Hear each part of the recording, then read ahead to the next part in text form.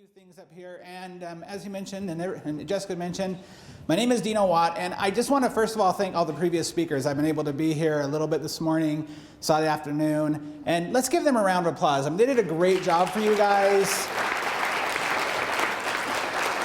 How many of you just love public speaking, love being in front of crowds like this? Yes? Okay? Yeah, about not even 10% of you. That's about right. Good. The rest of you, how many of you would rather do a lot of other things in your life than get up on a stage in front of people, especially your peers, yeah? So those people doing that, I think it's very awesome. I do this as a living. I love getting in front of people. It's the narcissistic part of me from when I was a kid. I'm a third child. I just wanted attention. Any other third children in the room who want attention all the time? Just me? Oh, one more back there. Very good. Before I get started, I do want to thank Ron Redmond for inviting me here. He called me a few months ago. I was very honored to get the phone call. Let's give Ron a big round of applause for caring about you enough. And as Jessica was just up here, I do want to thank the laws. You know, as a business owner, you get this, that when people refer you to people that they trust and they care about enough, it's an honor, is it not? How many of you guys are honored when you get referred by people that you respect and know, like, and trust? How many of you like to do that? Yeah, raise your hand, yes? Let's give the laws a big round of applause for actually inviting me out here and suggesting that I come out here.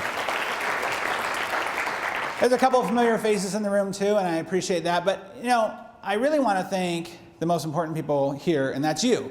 Because if you weren't here, then it would be me and the laws and maybe Ron, and that would be fun for me. I don't know so much for them, but it'd be fun. So I just want to thank you, but I can't obviously individually thank each and every one of you. So what I'd like you to do is do me a favor. Everybody put your arms up just like this. Put them behind the person next to you. Pat them on the shoulder and say, thanks for being here. Good connection. Then turn to the other person. Thank you. I appreciate it. All right. So you guys, one of the things I want you to get is that I work with high-end producers who want to replicate their business success into their personal lives. Now think about that. If you could take the success that you have in your business and have the same type of success and put it in your marriage, your personal life, your personal relationships with your family and your friends even, wouldn't you just automatically get more positivity, productivity, and profitability?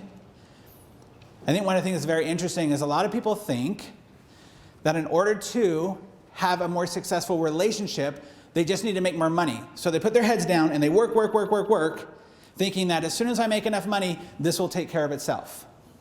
And it will not. I believe the most important relationships you will have in your life are that of your closest family, and then it goes out to the people that work on your team. And let's get something straight right here. And I'm not saying this to put down anybody or say anybody's doing anything wrong or bad. But I think words are powerful. How many of you believe that words have power? How many of you are married in the room? Okay, because of 2 words, you are married. I do. That's how powerful those words are. So I'm gonna talk a little bit about some of the words that I like to use and the power behind them. And one of those words is, we're gonna get to how you can have one, but I don't believe anybody in this room has one, is the word staff. You know, staff is an infection that nobody wants. It's not the people you work with. What you have, or what I hope you have, and what I'd like you to focus on having, is a team. And I am very passionate about changing language. When I work with my clients, I will call them on it. You don't have a staff. Unless they do. And we'll get to that in a little bit later, what that means. An infectious staff can happen inside of your own practice. So I'm going to make a couple of promises here. And before I do, I'd like to ask you a question. How many of you, whether you went through full orthodontic school, obviously, or some of the TCs in the room, or, by the way, let's find out who's here. Raise your hand if you're one of the doctors in the room. Raise your hand. You can yell a little bit if you want. Yay, be proud of it. No? Okay, you're not very proud. That's okay. The TCs in the room, let's hear you. Always get a little more girl power with that. Good. How about some of the spouses in the room? What was that? Boop. I don't know what that was. Boop. Okay, we'll get to that. All right, spouse in the room, good. How about anybody else? Anybody else in the room that I did not name? Yeah, what do we got? Office managers? Office managers? One over there, yeah, that's very happy. Good. Anybody else back over there? Okay, good. Now let me ask you, through all of the training that you've gotten, through all the years you went, whether you went through graduate school, or you went through your pre-grad, or you went through your ortho school or your dental school, Raise your hand if you went to that course that helped you balance your life. Huh. Okay. All right. Then how about you? I know some of you went to that course that helped you deal with employee emotions. No? Nobody got through that? Okay. You must have gone through this one. How many of you went through that course that taught you how to just be an awesome dad and a killer husband? Huh. How about this? I know you got this one. Some of you obviously went to the course that taught you how to deal with the employee that walks into your office in the morning and talks about the drama that they had on their life all day long and how their husband is not helping them with the kids and it's driving her crazy and her son is sick and she just doesn't know what to do. How many went to that course? You went to that course, Ron? Okay. I was going to say, I want to find out where that course is. You get my point. All of those areas, aren't they what you have to deal with on a daily basis? And yet nobody teaches you that. I mean, I can get even real basic of how many of you actually had a business course that you had to go through? It was required to go through a business course to get your degree. How to run a business. Okay, so you people are what I call propreneurs. You've heard of entrepreneurs, you might have heard of sidepreneurs. You're a propreneur. You're somebody who went to a professional school, got a professional degree, and then somebody went, go have fun in the entrepreneur world. I'm here to help you kind of take care of that curve. So my two promises are this. By the time we leave here today, you will know how all of your relationships, which relationships? All. I'm sorry, which relationships? All. Okay, let's stop right there. Everybody pause. So one thing you're going to get to know about me, if you haven't already, is that I like to have fun. I like to have what? Fun. And this is not television. I can see you. I can hear you. If you're not responding, guess what I'm going to ask for? A response. So all of your relationships, how are all of your relationships connected to your productivity, your positivity, and your profitability? And the second thing you're going to know is you're going to recognize and pinpoint. Everybody take your hand up in the air just like this and say pinpoint, pinpoint, pinpoint. Pinpoint. One more time. Pinpoint. Okay, there's about, 200 people in the room? That sounded like 30. Give me pinpoint. Pinpoint. Very good. You're going to pinpoint what part of your relationships are failing you. And I'm not just talking about your relationship with your spouse. I'm talking about your relationships. And more importantly, the impact that it's having on your business, because I promise you, it is in big numbers. Are those two pretty good promises that you can, if you walked away here today with understanding those two things, would this be a successful moment for you in your life? Yes. 3 of you. Good. Okay, well, I'm doing my job. All right. So I'm going to give you the map. I'm going to give you 2 maps. I'm going to give you 1 map for your relationship and 1 map for your business. And in doing so, I'm going to show you exactly where you can excel. How many of you just love to excel in your life? If I don't see every hand because you're here in this room, I'm going to be very upset. You're all excellers. Now, I get that my approach and the way that we're going to talk today, I'm going to have you be interactive. Some of you are like the people who would not raise their hand no matter what I asked. That's okay. That's okay. My goal is just for you to get information, and I'm going to deliver it in different ways. Because one of the challenges that we have in communication, which we'll talk about in just a moment, is that we only talk to people typically in one form of communication. And yet people don't all learn in the same way. Has there ever been a time where you have told someone in your life that you wanted something, and you've told them 3, 4, 5 times, and they're still not getting you or doing the thing that you've asked them to do the way that you've asked them to do it? Anybody have that problem except for me? Is it just me? Okay. I'm going to tell you it's probably because of not the delivery method, but the receiving method. If you don't speak to people in their language, they're not going to receive it. This goes all the way down to your clients. All right. So I'm going to talk to you a little bit about nonverbal communication. I love nonverbal communication. It's one of my favorite forms of communication because it's so powerful. Earlier this morning, there was somebody I came in halfway through, so I didn't get her name. She talked about how much, did you guys catch what the percentage was, what is nonverbal compared to verbal? Did you guys catch that? What? 97%. Did she say 93%? Is that what she said? Okay, 93%. It fluctuates between what study you're looking for. Is that still a lot? Now think about that. If you're only communicating to people through words. And I got to tell you, something that she said that I've been able to do, and I've been able to help some of my clients do, is you actually can hear their body language over the phone. That's really cool. Some of you shaking your hands, you know what I'm talking about, right? You can tell somebody's smiling on the other end of the phone. You can even hear, they will tell you, they will speak it to you, what they're doing with their body. Fun stuff.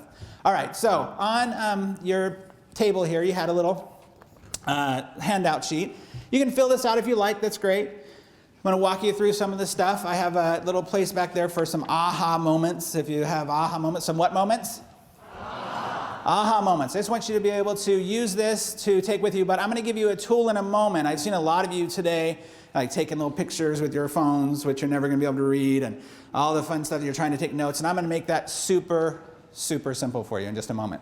But from what I've been able to do, I just want to show you a little example of what I like to do. Now, because of confidentiality, I don't give out a lot of names unless I'm given specific permission to do so. So we're going to call one of my clients Dr. X.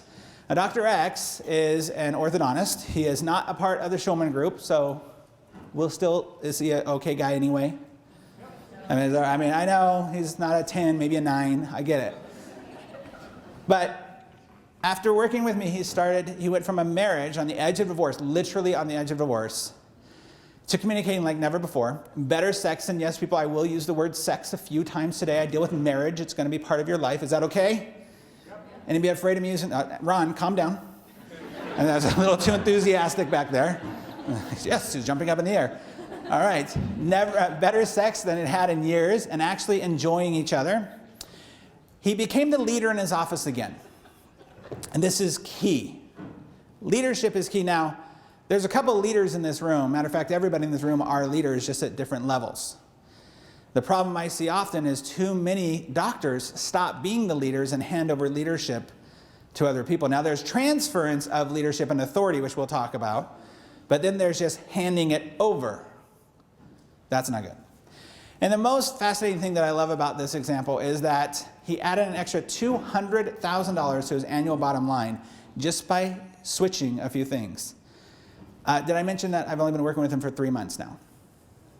And the reason why I point this out is because I am passionate about you understanding that your relationships are everything. Everything. Not some of the things, everything. Look, you all got education, right? Can pretty much most people get the education that they want to get in this life if they choose to, if they put their heads down and actually make a decision? Yeah. But the relationships are what's going to transform your business. I saw some great stuff earlier today with the 4 girls that were up here. They had some great stuff to talk about. I love that because they were all about their relationships. They wanted to make sure the relationships were solid. Now, I have 3 rules in all of my trainings. How many rules? 3. Now, these 3 rules I deal with everybody every time I speak and every time I am dealing with any of my clients. The first rule is this, that you are responsible for who? I'm sorry, who? You. Now, we're going to talk about some stuff here today, and the last thing I want to see is this. See, I told you. I've been telling you this for years, you just never listened to me. That's not what it's about. It's about you being responsible for you. Now, I deal with a lot of people's marriages, and I am not a therapist, and I am not a counselor. And what makes me different is that I hold people to this, because I don't really want to hear about what you want to complain about the other person. I want to know what you're going to take responsibility for and how you're going to change it. Because the only thing you can change in this world is you. You do not have control over another person. They have their free agency, no matter how much you want to take it away. Anybody have teenagers in this room? I have 3 teenagers.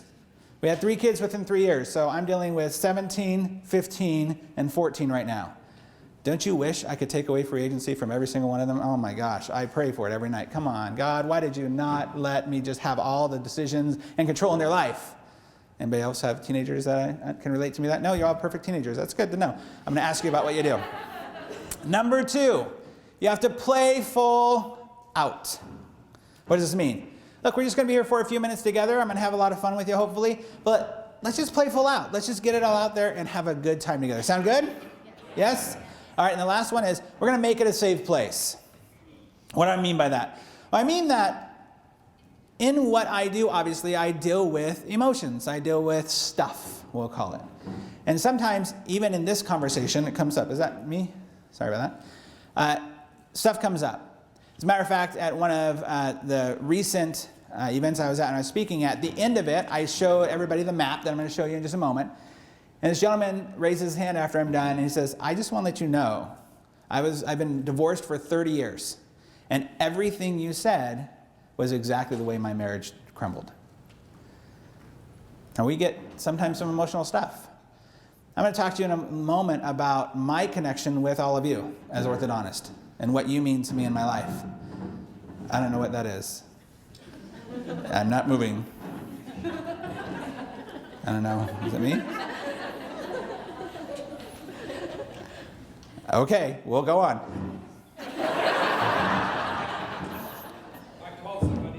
I don't know what that is. Okay, all right, so thank you very much. Your grading personality.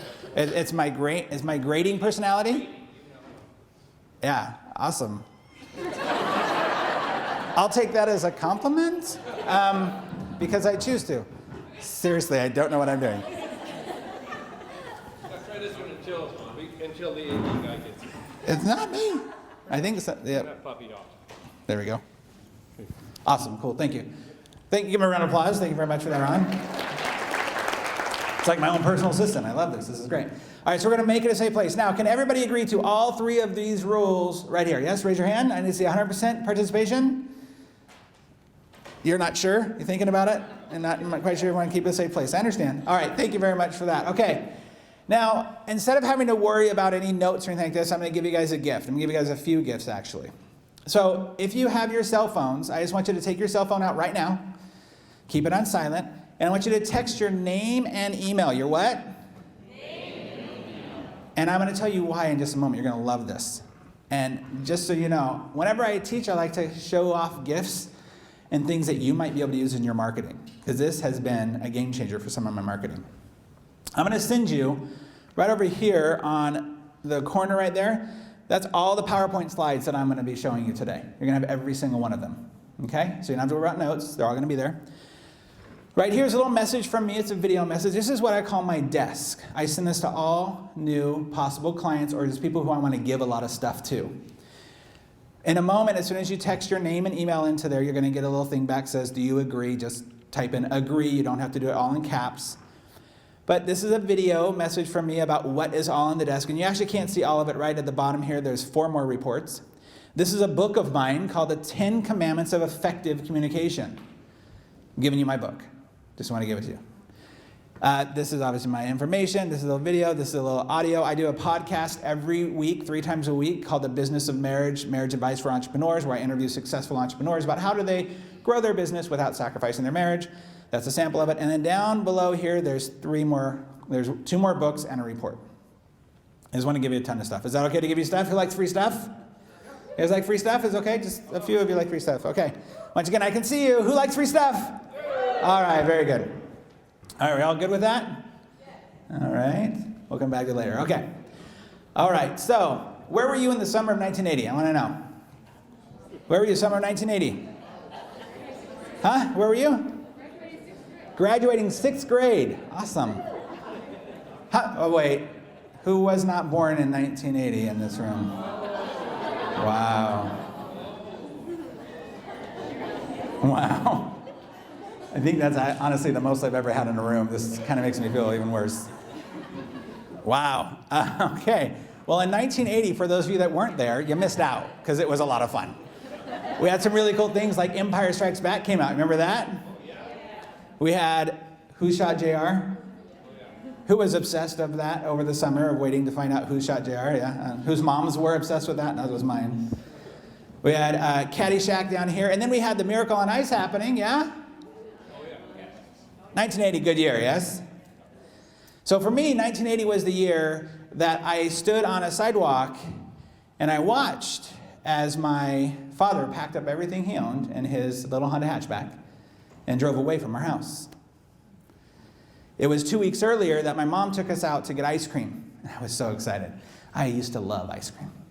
We go down to the Thrifties down the way. Now, for those of you that don't know what a Thrifties is, it's basically like a a Walgreens that sells ice cream.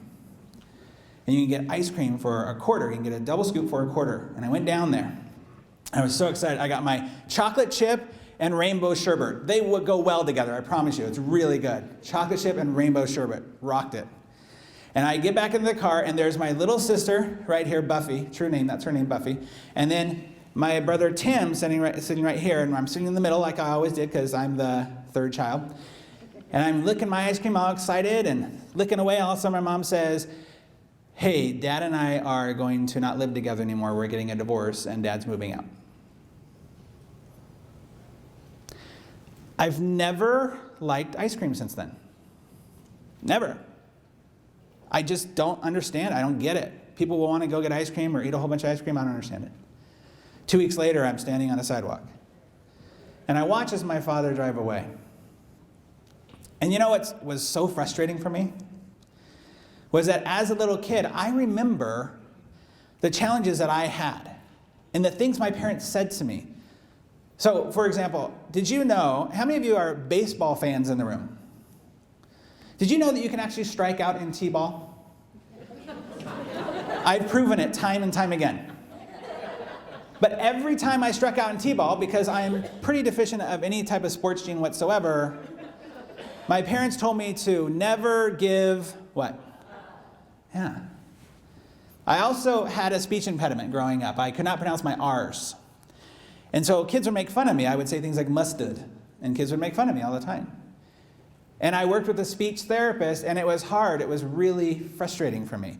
But my parents would always tell me, Dino, you got to keep going, and you cannot stop trying. My mom was a clean freak. She was somebody who we literally vacuumed and dusted every day, and we polished and shined on the weekends. Because her mindset back then was that if you had a super clean house, you'd be able to keep a husband. But when I did the job and I didn't do it all the way, my parents would come in and say, Dino, don't just do the job half blank. So they'd say, go the extra, what? Mile. And yet here I am, summer of 1980, standing on a sidewalk, watching as my parents divorce. Now, have any of you ever in your life felt like you were the only one going through something? That nobody else could understand what you were going through at the time? Just a few of us? I didn't know any other kids that were divorced. I didn't know what that would look like. All I knew is that I'd go to school and kids would know that my parents were divorced.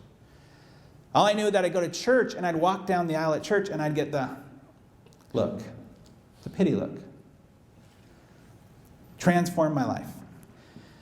So that's why relationships for me are so important. Because from that moment in my life, I said, I am figuring this stupid thing out, this thing called marriage that we're going to do, I'm going to figure it out. And I made it my goal. And so I studied relationships. I didn't just study stuff that was in books, because I thought some of that stuff was impractical. What I did is I studied how people work and how the relationship between you and I works.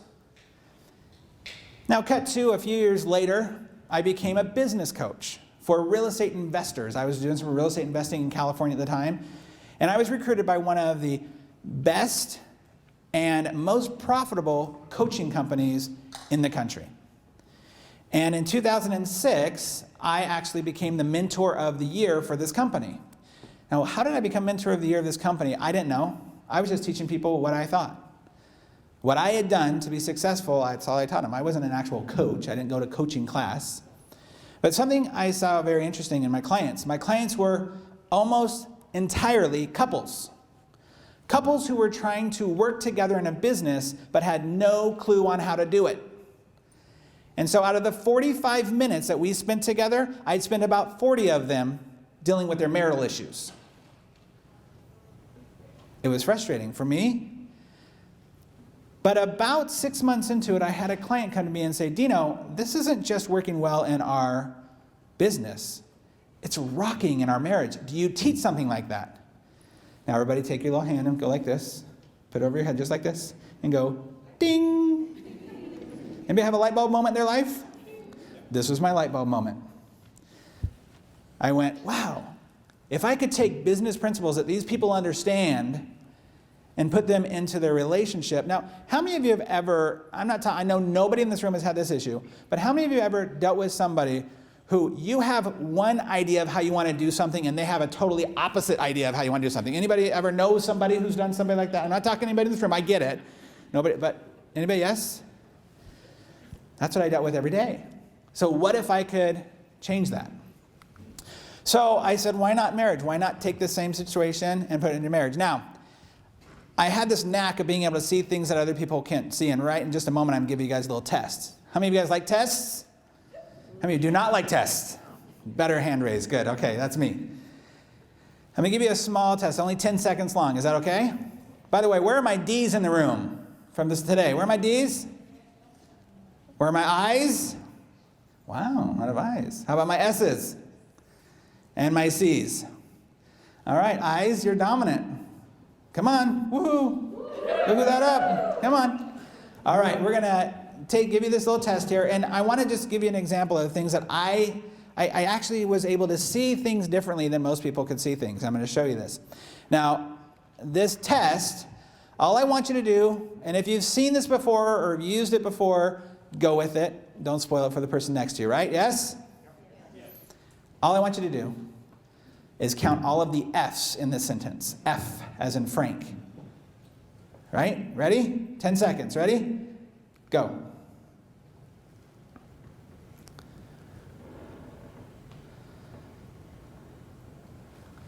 Okay, how many did you get? How many? Who got 6? Who got less than 6? How many did you get? Right here, ladies in blue. 4. Who got less than 4? You got 2 over there. What did you get, Jessica? 1? No? Okay, 3. I was going to say, wait a minute. 3, yeah? How many did you get back there? 3. What's the right answer? There's 6. Right here. I have it highlighted for you. Somebody said 3. It's right here. I don't know how much more difficult or easy I can make this for you. Why didn't you get the F's and of?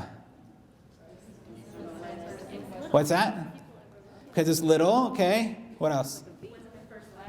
It wasn't the first letter. Okay, somebody said it over here. What does it sound like? It sounds like a V. Your brain doesn't process it as an F. Of.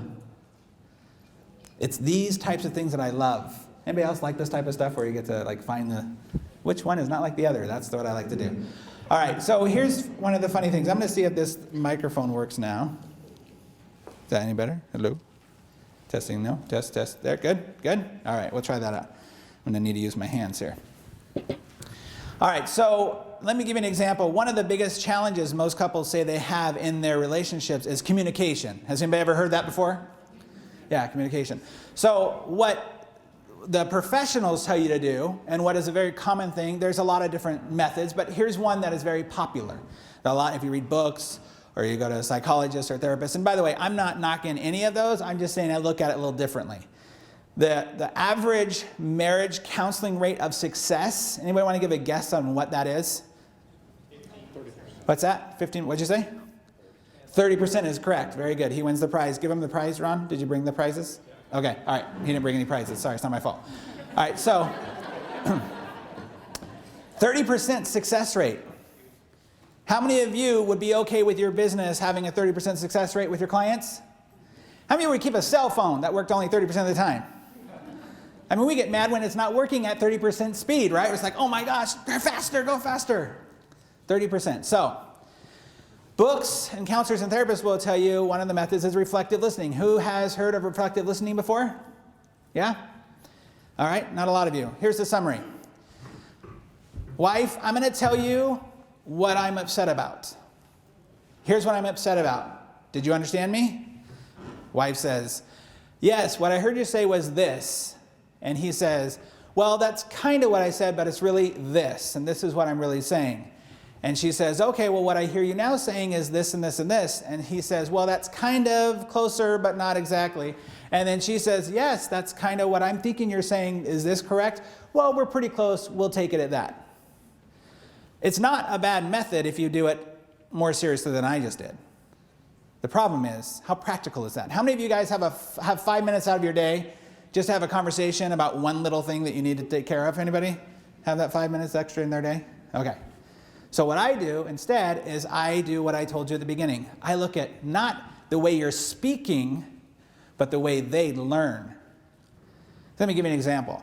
I am someone who, I'm not a very good data person. Like, if you give me a book, I'm going to read part of the book, but once I get the point, I'm pretty much done. But I can listen to audio all day long. I love audio stuff. It's exciting to me. And visual, awesome. Love it. So when my wife speaks to me, she has to sit me down so that I'm focused, and she has to speak the things to me and have me repeat the things that she asked for back. Kind of like reflective listening, but now she's just talking primarily to my learning capabilities.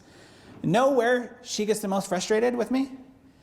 When she gives me a list of things to do. Have you ever gone to a store before with a grocery list and come back with not everything on the list? I do that all the time. And my wife is so frustrated with me. But I'm thinking, I don't understand. I don't know.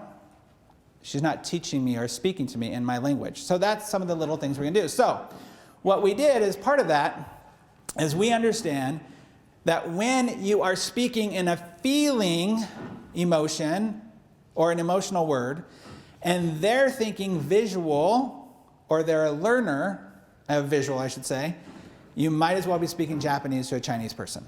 This goes the same for you on the phone. Now, when you're on the phone, any of you ever have to deal with phone calls in your business? Where are my TCs at? Okay. A real powerful thing for you to do is to start listening to the words they use, whether they're talking about emotions and feelings, or they're talking about data and thinking processes. And if they're talking data and thinking processes, and you're talking emotions and feelings, they're not hearing you completely. You've got to be so good at your job that you can hear that and change the way you speak. Sorry, that's still not working well. To bring that down. All right. Does that make sense, everybody? Yes? Do you know what you are?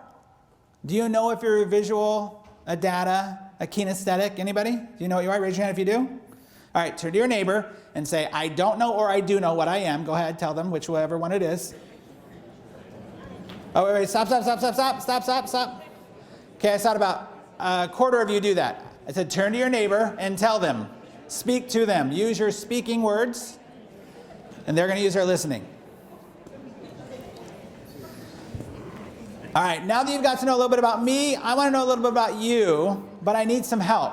I need a volunteer. I need a volunteer with somebody who, number one, has control of the English language, and number two, writes okay, because I probably should have been a doctor with my handwriting, and number two, I am completely deficient of the spelling gene. I love to make up words, and I don't want to embarrass myself in front of all of you. I love Word. Anybody else love Word because of the little red line that it can do? Anybody else have the same experience of me sometimes where I click on it and I got nothing for you. I don't know what you're trying to say. Anybody else have that? It happens to me all the time.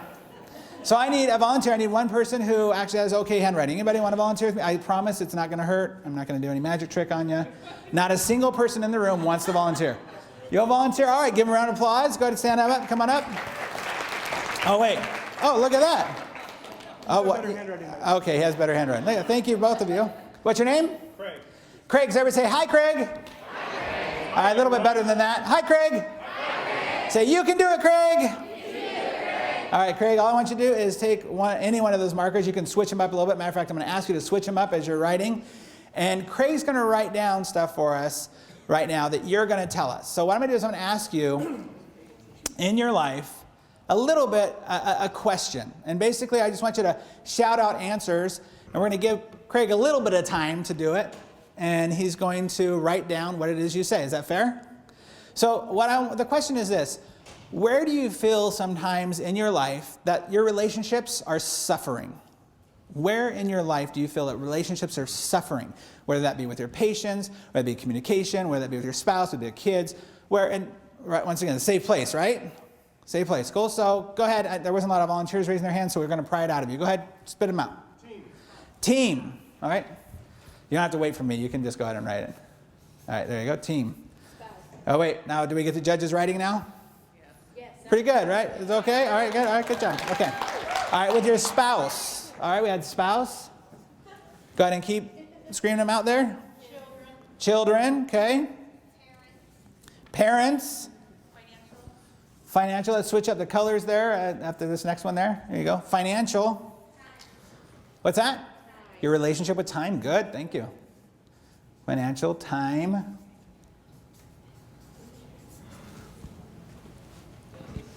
What's that? Dentist. Other dentist. Good.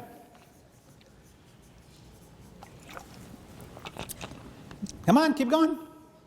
You're missing a big one. What? Communication. Okay. Challenge with communication. Okay.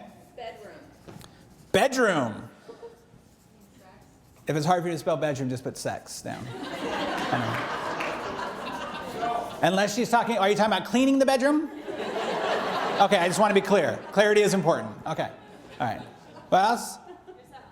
What's that? Yourself. Thank you. Yourself. Look, if you are trying to give and give and give, you will become empty, and you cannot give from an empty cup. Self is the most important relationship you will ever have. Very good. Keep going. Anyone else? Friends. What's that? Friends. Boss. Boss. Okay. It's okay. Safe place. All right. Calm down. She's allowed to say it. What stays in the room, stays in the room. Like we're going to pretend we're Vegas, okay? I'm in the room. Oh, I know. I'm just saying don't take it with you. Be like, hey. All right. All right. That's right. It totally is a relationship. You bet. All right. Anybody else? We good? Is that good? Okay. Good. Thank you for sharing that. Go ahead and stay right there, Craig. I'm going to use you for just a moment. Now that I got to know a little bit about some of your concerns, and I promise you that as we leave here today, my goal is to help you overcome a lot of these concerns, a lot of these challenges with some very simple techniques and some very little things that you can actually notice and switch. I love the doctor, I'm sorry, I don't know all the names. The doctor who was up here previous. McDowell? Is he still in the room? Ernie McDowell? Is he still in the room? Oh, okay. Well, he said something really cool. I was going to give him some props. But when he said that when he hears something and he learns something, he likes to implement it right away. That's awesome. That's exactly what you should be doing. All right, so I'm going to want you guys all to get to know each other now. Now it's your turn to get to know each other a little bit more through a little bit of training that I like to do. That was a fun little training. It's going to require you to get up to do what? You don't have to right now. I'll tell you when to in just a moment. I'm going to get you to move a little bit. And when you move, what's going to happen is you're going to greet someone else in the room. I want you to get around this room as much as possible, greet as many people as you can, and you're going to do it in a very specific way. Because I think the very first relationship you have in your office when you see them visually, not over the phone obviously, is important. Now, in the previous presentation, they talked about, one of his assistants talked about how she greets people. Did you catch that? How did she say she greets them? With a handshake, each one of them. Now, let's be honest here, guys, and I'm not trying to call anybody out. How many of you know that every single person that that everybody on your team knows that they are to greet every single client with a handshake and their name? Wow. Okay, thank you. Let me talk to you as a patient and as a father of patients. The most dreaded thing going into a dentist's office is sitting in the waiting room, the dentist or orthodontist office, sitting in the waiting room, and then all of a sudden somebody comes to a door or an opening with the execution letter of Mr. Watt or Dino, and I have to stand up and walk all the way over to them awkwardly. Yeah, that's me. And then you take me back to the execution chamber. It's a terrible relationship right there. Hey, is your job easier or harder if they like you the moment they see you? What's the number one thing people like to talk about? Themselves. Give them the opportunity. Craig, come on and step up here, please. Give a big round of applause again, you guys. Doing a good job. Now I'm going to do what I call handshake training. How many of you handshake before? Nothing new, right? I'm going to give you a brand new way to shake hands. I'm going to give you a brand new way that will create an instant connection with every single client and every single person you meet. And for the rest of today, when you see other people even in this room, you're going to play a little funny game with them, and it's okay, but we're going to play full out. Yes, we're all playing full out? All right, now there's a couple of trainings, and a lot of you have been on this earth a lot longer than I have, and I know you've heard some really interesting trainings about handshakes, so I'm going to make it really simple for you. First thing about handshake, I actually have a little graphic here for you guys who are visual people like graphics. This handshake is actually a very good handshake. It's not the old school way of, as Craig and I will demonstrate, me showing you that I'm in control by putting my hand over your hand, or me being submissive by putting my hand underneath your hand. I'm not being a dead fish either. How many of you love the dead fish? Isn't that great? You know, you just want to tickle him a little bit on the thing. Don't get all excited. Greg, do you see that? He got all excited as soon as I tickled him on his hand. All right. So, and you don't want to do that, I'm going to show you too hard thing, right? It's just an even shake. But there's two things missing out of this handshake. Eye contact. One is eye contact. Very good. Which eye do you look in? It's like the age-old question, right? It's like, which one should I look at? Not sure. The lazy one. The lazy eye. Is it really looking at me? Why are you looking over here? No, I'm over here. Don't do that. Whatever you can do, don't do that. So there's the eye contact, and there's one other thing. Smile's nice, but that's not a contact, really. Okay, so how do we touch with the other hand? Now, for those of you that are over here, let's raise it over here. Let's turn your body just a little bit there. All right, so some people will train you to do this. That's control. Don't want control. What you want is you want to even exchange, but you want to exchange the energy. All right, TCO group, what do? Do you remember? Good, okay. Secondary touch. Secondary touch on the forearm, the shoulder. Guys, be careful. I'm just saying. I'm just saying. That's why you gotta be careful. I know you're looking at the eye. Oh, I'm sorry, man. All right, let's be really careful. You're just gonna take it and you're just gonna do a touch, not one that they notice. Not when you're like, look, third one, yeah, right. Be careful where you're doing it. Just a light little touch. Why? Because it creates a circle of energy right there with that person and instant connection. You add that to, I prefer looking in the closest eye to me and looking in their eye. And if you don't know the color of their pupil, which is always what? Black. Okay, I just wanted to see if you're going to say like green or something out there, just testing you. So look at their pupil and connect with them. Go inside their brain. Hey, Craig, how you doing today? Great, Dino. How are you? I'm great, thank you. That is a really nice, scruffy little beard you got going on. It's kind of sexy. Thank you very much. That's a good hairline.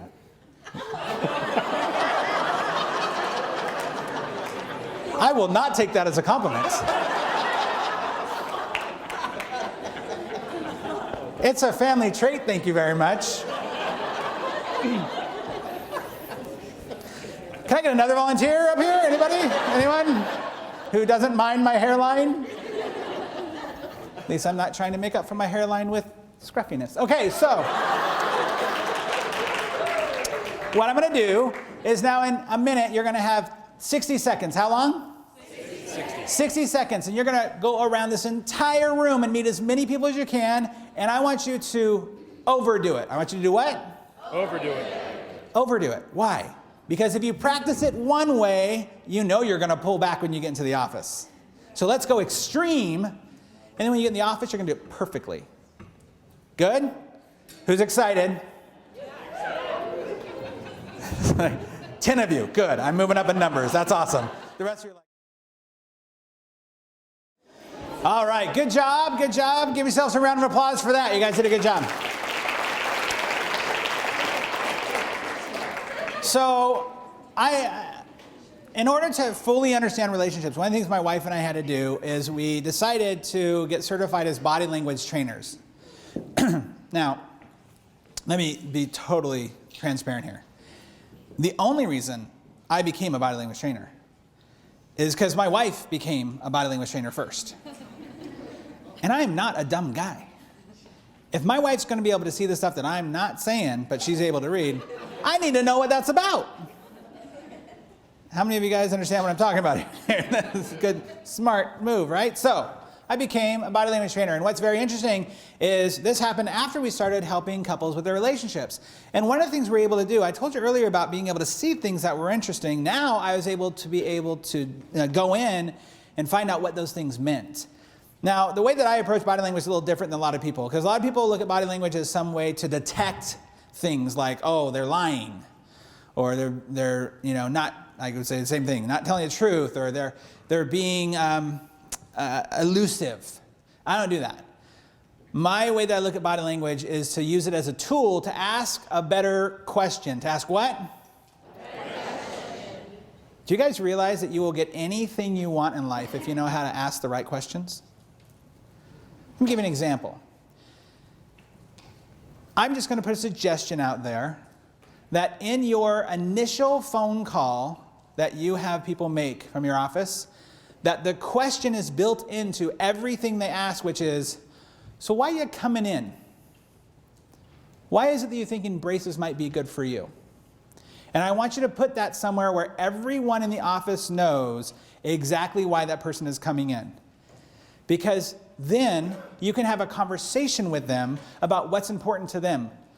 Now, I'm not saying this is anything controversial, and like I said, I appreciate everything everybody said today. And I want to tell you this, one thing that I've learned is a truth in my own life and a truth in most people's lives. People do not buy what they need. People buy what they want. No one needs a 65-inch television. No one.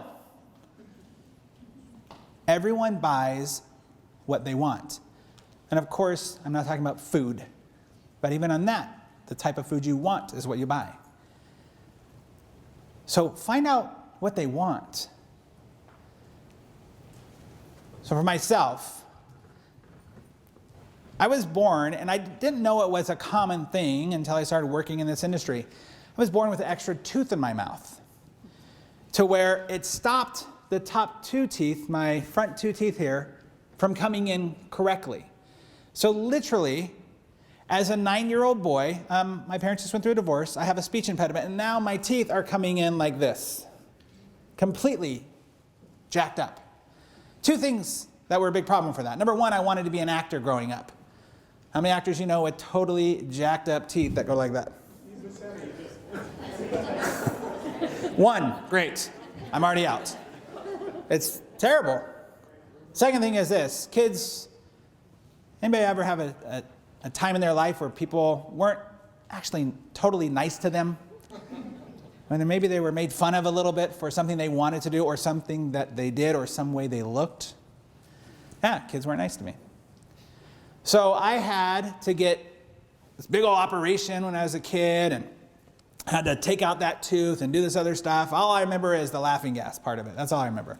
I remember thinking, they said, think of Disneyland, I'd be at Disneyland, and sure enough, I was at Disneyland. And I had to eat Jell-O for a week afterwards, which is why I hate Jell-O to this day. And then I had to get braces on about 5 years later. Braces changed my life. So my why had nothing to do with an overbite, and it really actually didn't even have anything to do with my jacked up teeth. My why had to do with I was tired of being made fun of. Now you talk like that to a parent or to a kid, and you talk to their why. You don't have to worry about a lot of sales issues because you're talking to them about what they want. They're not going to care about the way that you do it. They're not going to care about the technical stuff. They're going to care about that you understand what is important to them. That you understand that little Johnny wants to be a star someday. Or little Susie wants to have a Beyonce smile. Like that's what you should know. So finding out their why. So what we found in our practice and looking at people is we found that we could actually map the demise of their relationship depending on where they focused on in their body. And we could show people, hey, you want to know why your marriage is dying? It's because of this. And it was awesome. So I'm going to show you a little map right now. Is that okay? Yeah. Now, I have a good mentor of mine. His name is Brendan Burchard, and he has a saying that says, you know, it's really important to have the map before you go into the forest. Unfortunately, some of us went into the forest of marriage, and no one told us a lot of the stuff that happens. No one told us, hey, this is the way that you can change the way that you communicate with one another so that you're both getting exactly what you want. So we found this map. We found that most people struggle in these specific 4 areas.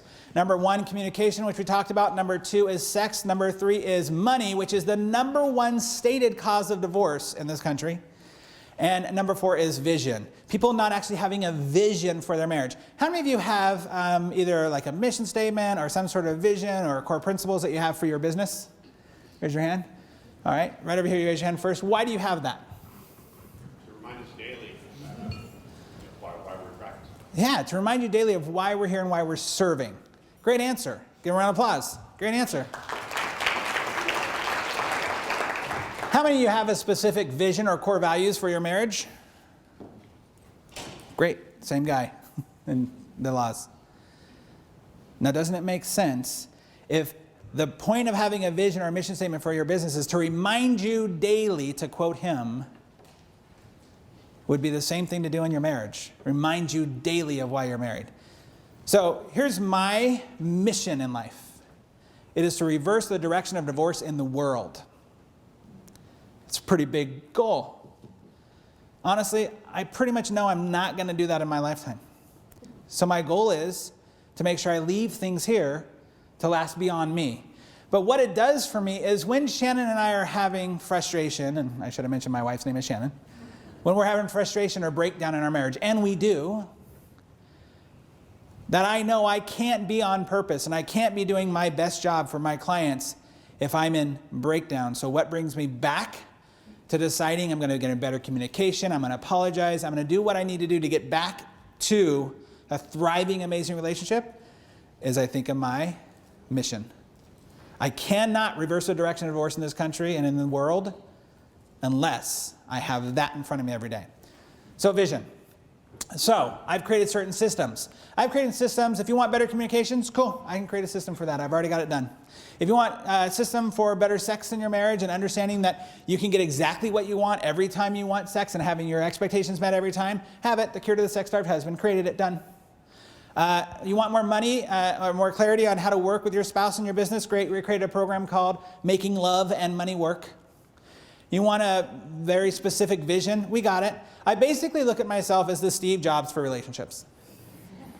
What's Steve Jobs' famous line for Apple? If you need something, they have a app for that. I got an app for relationships. That's what I do. I'm not saying this to impress you. I'm saying this to impress upon you how important this is. Because nothing will change your business faster than understanding your relationship. So here's relationship slope. The first thing that happens on the demise of a relationship is you start to think differently. You start to have just those thoughts in your head of, well, what if we weren't together? What if I didn't have to deal with this anymore? A little bit more of that is you stop thinking of them all together.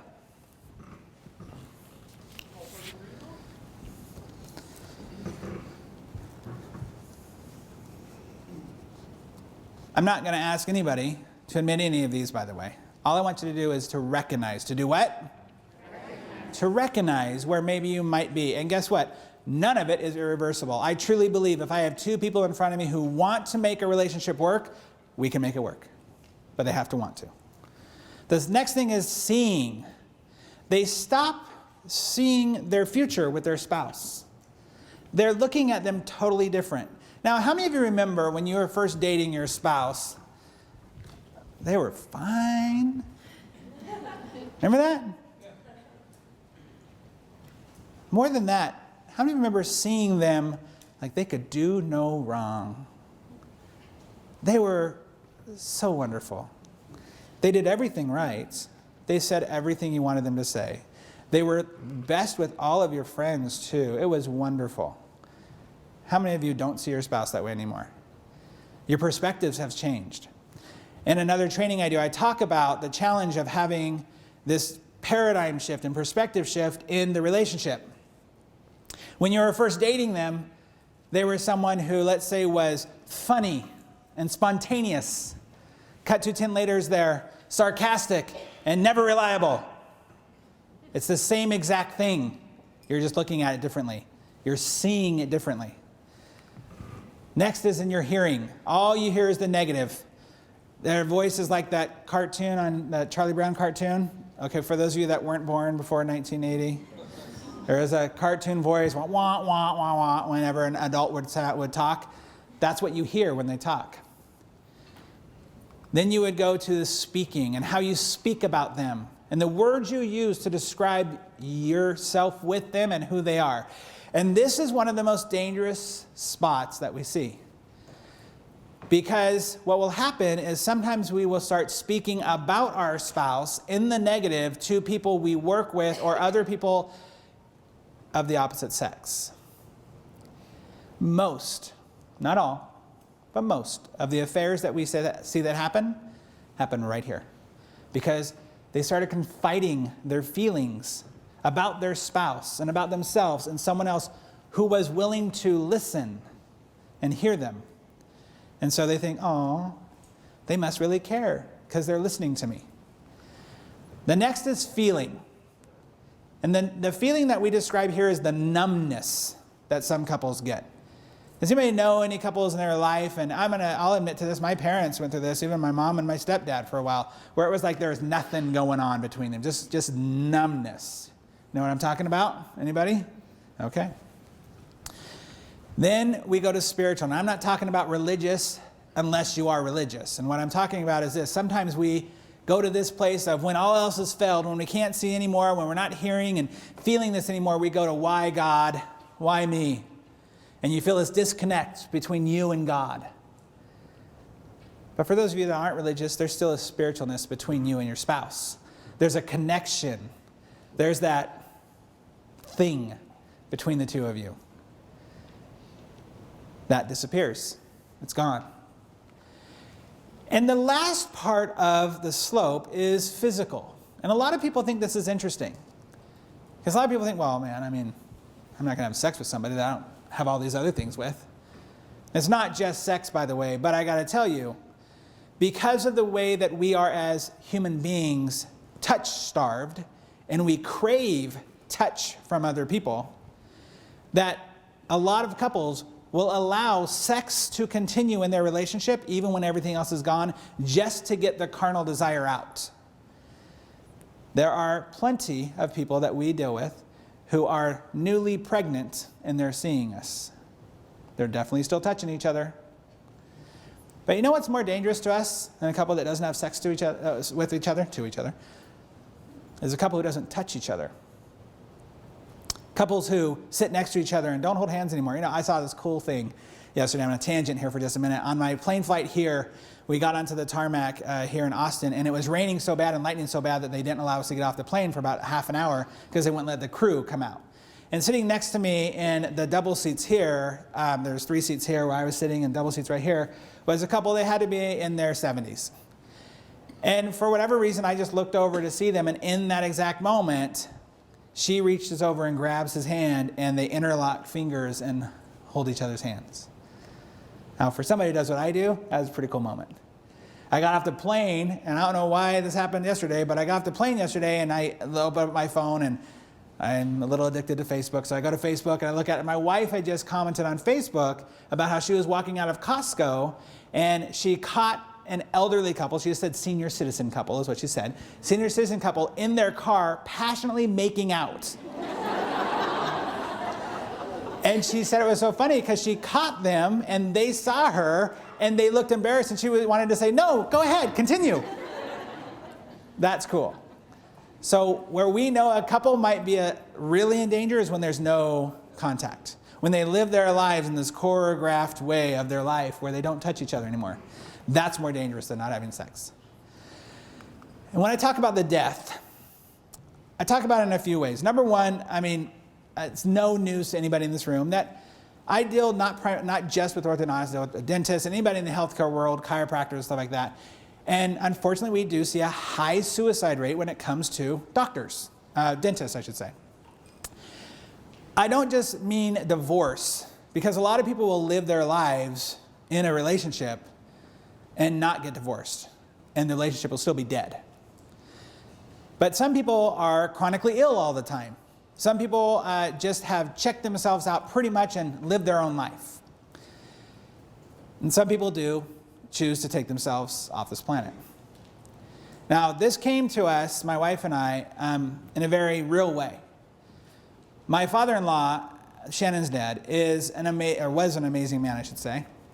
He died a few years ago, and he was a salt of the earth guy. How many of you know those guys who are just like salt of the earth? Like, he was a truck driver. They're going to say what they want to say. They don't care about anybody else's opinion or anything like that. Anybody know people like that? Okay, this is Don. Don was a great man. Now, Shannon and I have known each other since we were 5 years old. We were literally neighbors. Like, she was right behind me in the house there. So I've known Don my whole life. And Don had 3 kids. He had my wife, Shannon. He had his other daughter, Wendy. And then he had his son, David. Don and Dickie, his wife, her name, yes, is truly Dickie. I've never heard that name before. With a name like Dino, I'm very conscious about names. And they were married for about 32 years. They got to the place in their marriage where they started to do the dance, where they kind of lived together. Nothing was really going on. And all of the kids started leaving. So Shannon got married to me. Wendy actually got married a little bit earlier than that. And David just graduated from high school and went off to college. Don and Dickie decided they were not going to live together anymore, but they were so close to his retirement that they didn't want to get a divorce yet. So Don decided to move. He worked with Yellow Freight, and he decided to move to Salt Lake City. And actually, he rented a room from my mom and stepdad at the time. Now, Don was very much into his work. He loved being a truck driver. One Sunday afternoon, Don received in the mail, well, he actually received it on Saturday, he sat down at the table on Sunday afternoon to fill out his retirement paperwork. And within 2 weeks, he would be retired. He signed the paperwork, put it in the folder, and my stepfather asked him to go help him do something in the garage. He stood up from the table, walked out to the garage, and dropped dead of a heart attack right there. Done. Now, Don was diabetic, and I don't think diabetes had a thing to do with his death. Don saw that all of his life was gone. His marriage was over, and the moment that he retired, he would no longer have the thing that he loved was his job. He would no longer have his wife anymore. And so Don chose to take himself off the planet. He'd rather die than go through a divorce. Another reason why I do what I do. So, your job is this. Your job is to kind of look at the map and see where maybe you think you are. And maybe where you think your spouse is. And then the cool thing about this is that there's not a place on this map that you can't come back from. You can thrive in your marriage. And guess what? The steps to thrive are the exact same steps, just in reverse order. Start thinking differently about your spouse. You know, if you tell a man what you think about him, that's what he'll do. That's what he'll be. That's power. If you tell yourself what to think about your spouse, that's great power. You have all the changing you need right inside of your head. Then you can go to seeing them differently, hearing them differently. You can speak about them differently. You can literally change the way your relationship happens because of the way that you walk down the slope, and you can thrive.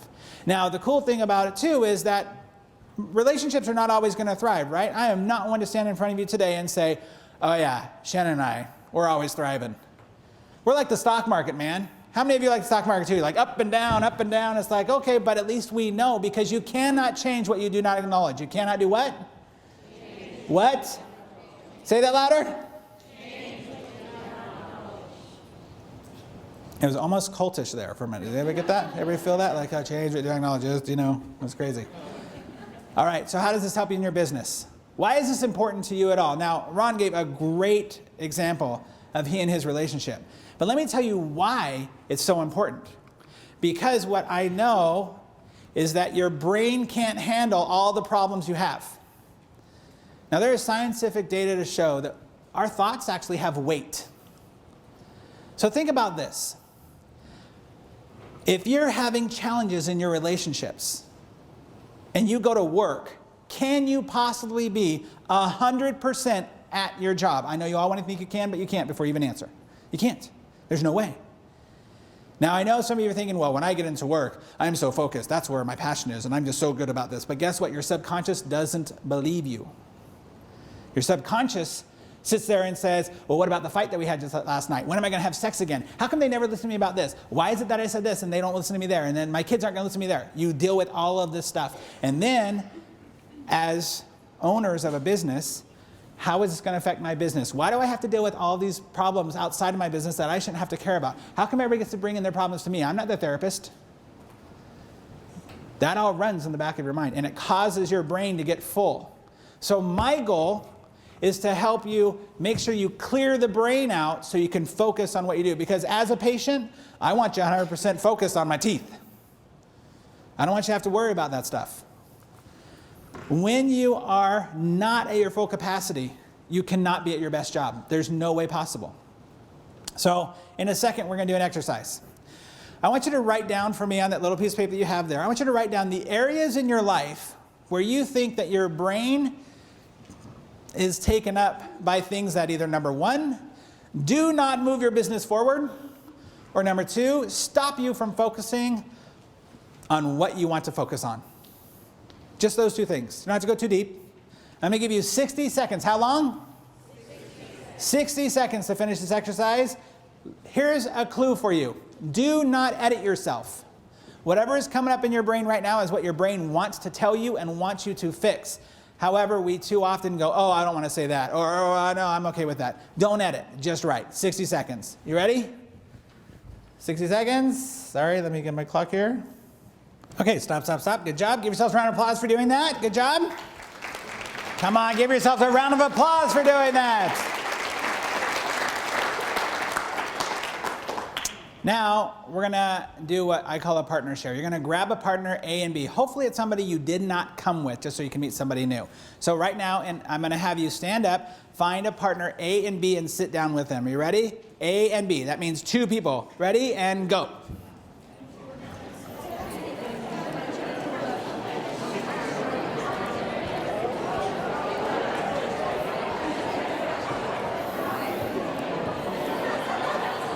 All right, make it fast. If you don't have a partner, raise your hand. If you don't have somebody to be with, raise your hand. All the way in the back, they don't have one right there. There you go. Say hi to each other. Everybody have a partner? Okay, don't start yet. Make sure everybody has a partner. Anybody not have a partner? All right, good. Now let me tell you what you're going to do. Don't start yet. In a moment, when? I'm sorry, when? All right, in a moment. We got people already starting over here. Just a moment. I'm glad you're excited about the exercise. You don't even know what you're doing yet. This is great. In a moment, you're going to pick who's partner A and who's partner B. Go ahead and do that right now. Pick partner A. Who's partner B? Partner A, raise your hand if you're partner A. There should be at least one partner A in each group. Okay, very good. Now, what's going to happen is in a moment, all you're going to do is you're going to talk and go down your list of things that you feel are areas in your life where you think are taking up brain space that you would love to have cleared out. Now, partners who are listening, your job is not to counsel them. Your job is not to mentor them. Your job is just to listen to them. You don't even have to agree with them. All I want you to do is listen to them. Let them have the space, and this is a what? I'm sorry, what? Safe space. This is a safe space for you to be able to say, all right, this is where I see if I could have these things cleared out, that would be awesome. And you have 30 seconds to do so. I don't want you to stop talking. If you run out of stuff on your paper, guess what you're going to do? Make stuff up. Very good. Keep talking. Keep talking. It's okay. All right, 30 seconds. Now, I need to tell you who's going to go first. Partner A, go ahead and raise your hand again. I want you to point to partner B and say, I'm going to go first. All right, you ready? On the count of three, we're going to restart this and begin.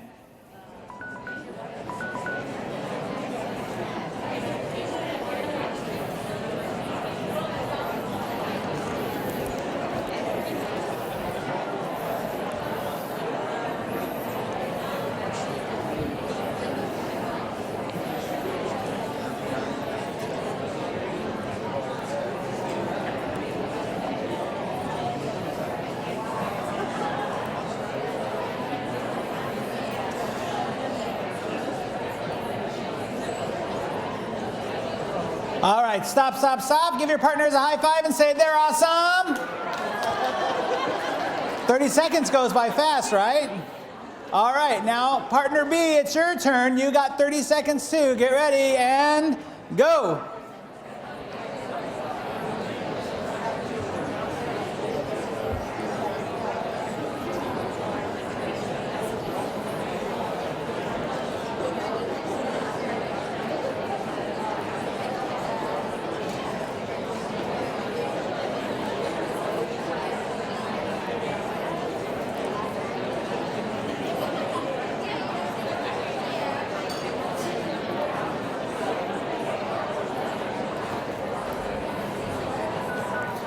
All right, stop, stop, stop. Give your partners a high five and say, I rocked that.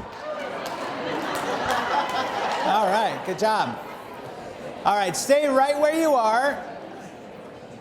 And what I'd like to know is, I'd like to hear from you a little bit. Now, we have a handheld here. Anybody want to run the microphone for me who does not want to speak in the microphone? Yeah, right over here, awesome.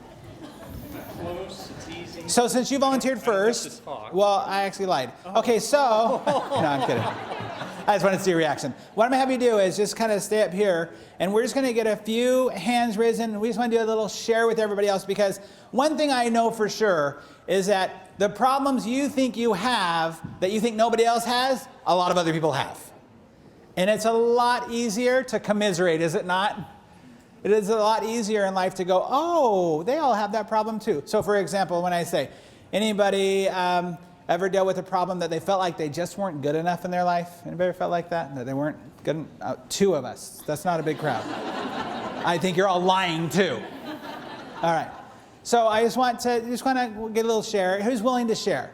All right, right here. Very good. Go right over there. Now when you stand up, I want you to tell everybody your name and where you're from.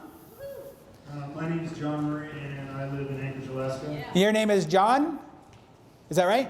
Yes. Okay, I'm sorry. I heard John Murray. I didn't hear that whole thing. So John, everybody say, hey, John. Yeah. Now, John, where are some areas in your life that you would love to have a little bit of brain clutter clear? I wrote down 6 things. Extracurricular activities. Are we going to have a conversation? No, I was going to come Oh, okay. I didn't know if you were taking over, so I'll go sit down. Extracurricular activities. Those of you that know me, I like to hunt and climb and raft and whatnot, so that takes up a lot of time. Traveling. To come to this meeting took 2 days. Children's after-school responsibilities. Extended family issues. Money issues with extended family. Social obligations. And then maybe stuff. So those are all areas where if you didn't have to really worry about that, you'd have some more brain space open? Yeah. Oh, or are there places that you like to focus more on, like being outdoors? Would you like to focus more on that? Yeah, but sometimes it takes away from moving your business forward. Got it. Great. Give them a round of applause. Good job. All right. Who else would like to share? Who else would like to be brave and share? You can come up if you like. You can command the floor. One brave soul in the whole room. All the way back there. There you go. Right behind you. Thank you. Hello. Hi. My name's Robin. I'm from Rhode Island. Robin. Everybody say hi, Robin. Hi. And Robin, what is it that you found that you'd like to have cleared up? I put down family. That blogs my mind sometimes. I have sickness in my family, so that also entails that. My kids, I worry about my kids sometimes too much, and they're blocking me, putting my head in turmoil. Finances, or making sure everything gets paid and trying to do all that. Time, not enough time to do any of everything that I say I want to do. At work, my team, we just need to try to stay on board, and sometimes when I'm being a treatment coordinator, I've got things running through my mind, and our schedules, trying to make sure the schedule's running correctly, so that just takes up a lot of my brain. Awesome. Now, before you give the microphone back, raise your hand if you had at least one of the same things written down as Robin. Welcome to the club, Robin. That's awesome. Very good. Give a round of applause. Great job. All right, all the way over here. What's your name? Tito, I'm from San Antonio, Texas. Tito? Tito. Dude. Tito, come on, Tito. Brother from another weird name mother. That's awesome. Tito, I love that. So I'm a little bit lame, and that there's really kind of one thing in my life that really stops me from achieving all my goals and moving my business forward, and that is the volume of email I get. Oh. And it's a little bit of a double-edged sword because I love it. I mean, I love to get jokes from my friends. I love to talk about all the stuff that's going on in Schulman. I've got another study club that I do. I've got other classmates of mine, so many cases. And it's just I love this stuff, but it's what puts me late to the museum. It puts me late to the clinic. I'm there after hours, working on email when I should be home with my family already by dinner, and it takes up a lot more time than it should in my life. Who else in this room is addicted to email? Who else will admit to being addicted to email? Not addicted, it's a slave. It's a slave. Here's the thing, and I appreciate you saying it. Give him a round of applause. So a mentor of mine said this, and it smacked me in the face. The email inbox is a very convenient organization method for other people's agendas. It's a great method for everybody else's challenges and problems that they have that they need you to solve. That's what it's for. There is a book. I want you all to write this down. A lot of it will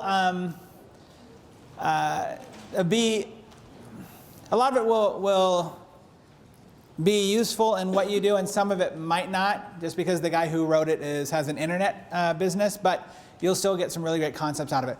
It's called Less Doing, More Living. It's a really small book. It's about this big. It's very easy to read. There's an audio book for it too. The author is Ari Meisel. And he is brilliant about being able to get that type of stuff done. About 6 months ago, I myself, because I have an email addiction as well, I hired an assistant, a virtual assistant from the Philippines. She works when I'm asleep. And one of her jobs is to go through my email inbox and clear out the stuff that she knows that I don't need to do. Now, it took a couple of weeks for me to train her what I wanted to deal with and what I didn't, but she gets to deal with all that stuff. It has been so awesome in my life. And it costs me about $200 a month to have someone, actually real person, respond or get rid of the stuff that I don't need to be looking at. It's been awesome. So thank you for bringing that up. Do we have one more? Just one more? Anybody want to share? No? We'll move on then. Go ahead. Thank you. Give a round of applause for helping us with the microphone. Appreciate that. All right. Now, you're still in your groups, I hope. Go ahead and stay in your groups where you were, because I want you to do this together. I want you to have a brainstorming session. I want you to answer a question for yourself. We're going to get to how this affects every piece of your life in just a moment, but I want you to write down a number. So we measure things in this life, success or failure, a lot of times by money. And I want you to write down a number of if all that stuff that you wrote down and everything else that you didn't write down was gone from your life and your brain was clear, and even if you just wanted to focus on the relationship stuff, if you're married, the marital stuff, if you have a family, the family stuff, if you were to clear all that out, if you could put a number on that, what would an annualized number be that you can add to your bottom line every year? How much do you think it's worth to you? So go ahead, and you can even discuss that amongst your group and try to figure out, what would that be? If I make, $10 an hour, and let me give you an example before you start. Let me give you an example. I have a client who, one of their big challenges was every day and he's a chiropractor, every day at 5 o'clock, he would start just kind of losing in his head, because at 6 o'clock it was over, but he knew he was going home to his wife, and it wasn't a good situation. So for an entire hour, he would spend frustrated and more not focused at work because of what he knew he was going to. So that's an hour of work he's lost. So if you were to average, okay, he makes $150 an hour, average that over the whole month, and some of you are pulling out your calculators because you're that type of people. I just want you to guess. It's okay. I don't need exact numbers, but I want you to kind of talk amongst yourselves and do that, okay? 30 seconds, go ahead and figure that out, and then write that down.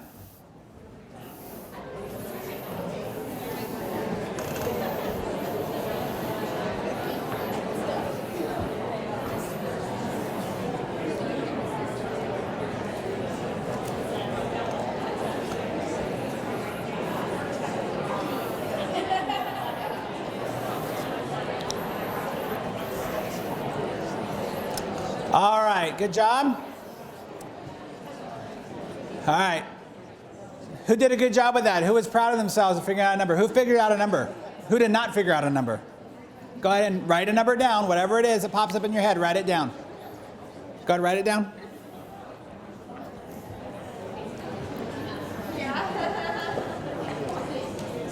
So this is where I believe that it affects every part of your life. My company is called Our Ripple Effect Incorporated because I believe it affects every single area of your life, starting with you, then going out to your family, then your practice itself, then society and beyond. I truly believe that you being at your best is the best for everybody.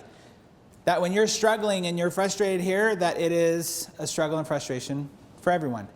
And I guarantee you as a patient, your patients feel it. Your patients know it. I know a lot of you think you are amazing actors. And you think you can hide whatever else is going on in your life. And that goes for you as the TCs or the office coordinators or even all the way up to the doctors. I know you think you can hide it. It comes out. It always does. So what was the average? Throw out some numbers of what you thought maybe it would be bottom line for per year. Anybody? Hopefully you all did the exercise, right? $1 million. What? $1 million. Go ahead. Anybody else? $83,200. She put away the calculator now. Okay, good. All right, what else? Good job. Anyone else? No one else wants to say their number? Zero. It wouldn't affect you at all. Okay. All right, never heard that. So, okay. What's that? We had somebody over here? Priceless. What? Priceless. Okay, the average, I ask this with every single one of my clients, every single one.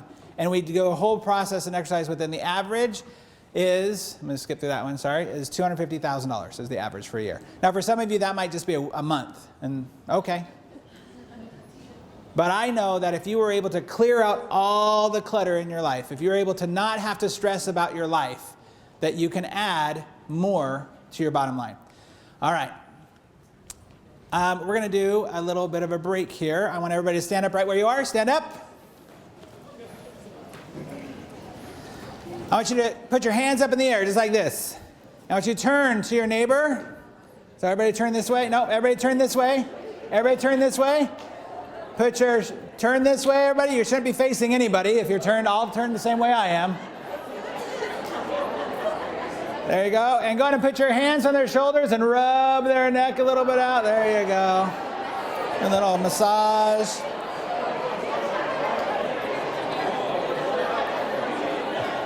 She's calling them up. She's like, hey, wait a minute here. Keep it going. Come on, now do a little chop, chop, chop. Do a little chop, chop, chop. A little chop, chop, chop. Go all the way down the back. Bring it back up. Come on. All right, now go ahead and put your hands up. Turn the other way. Put your hands down. And rub, rub, rub. Come on, rub, rub, rub. Get in there. Show them how much you love them. Now do a little chop, chop, chop. Chop, chop, chop, chop, chop, all the way down the back. Go to the spine. All the way back. All right, everybody turn towards me. Up in the air really high and stretch. Stretch it high. Stretch this way. Give me a big, come on. There you go. Stretch this way. Then all the way back. And down and shake it out. All right, sit down. Good job, you guys.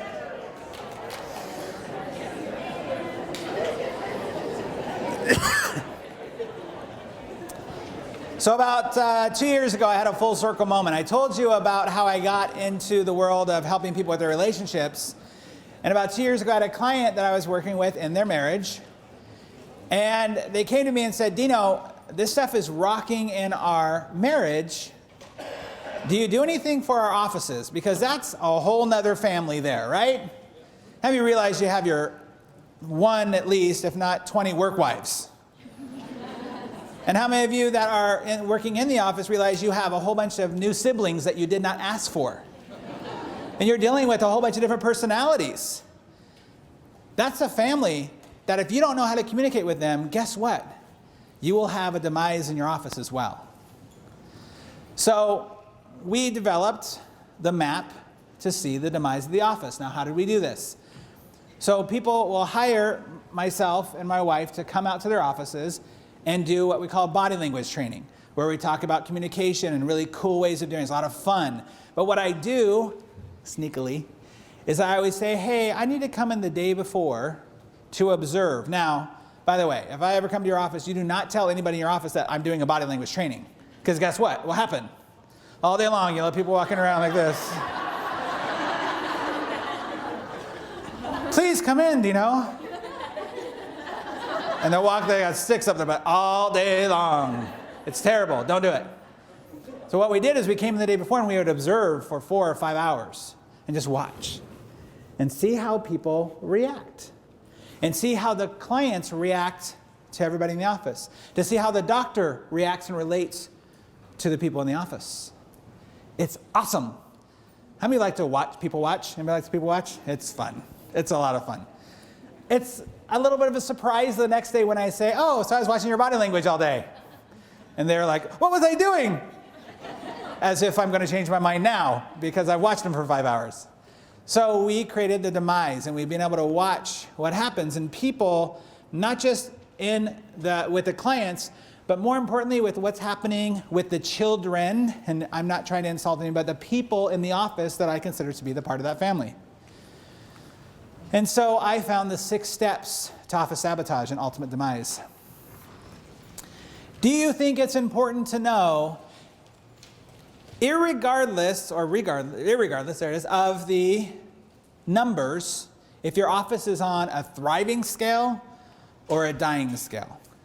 Is that important to know? So this is why I wanted to share this with you, because I think it's that important. Okay. You are the leaders in your office, every single person in this room. Doctors, you're the leaders. Treatment coordinators, you're the leaders. You realize that if doctor's not having a good day, it's your job to help everybody else have an awesome day. It is. You are the leaders, and you have to take upon yourselves the mantle of being the leader. You guys can have all of the sales training in the world, which I think you should. I think every TC should be going through Brian Tracy's Psychology of Sales program. You should be definitely going through programs where you learn how to do sales. But you also have to understand that you're the leader. And as the leader, you have a responsibility. And that's why for you to know these steps, it's vital. Because when you see it, you get to be the first line of defense to help them stop it. Doctors, I'm not trying to give you one more thing to add to your list of things to do. I want you to be the professionals that you are and focus on the things that you only want to focus on. Unfortunately, I think there's a lot of consultants out there that love to give busy work to offices. They love to pile on, hey, do this thing new, this thing new. There's a book called The Power of Habit. Has anybody read the book, The Power of Habit? Raise your hand if you read the book. Yes? Yeah. Charles Duhigg is the author. You should all read it. And what I love is he talks about how it's not the big things you have to change. It's the small little things. It's the little things that are the needle movers. It's not the big things. Because what happens? How many of you have ever said, January 1st, I am starting a new diet? And by a month later, it's gone. Because you try to do this big, huge thing. I'm no longer going to eat, what's the new thing? Gluten. And I'm going to eat kale every day.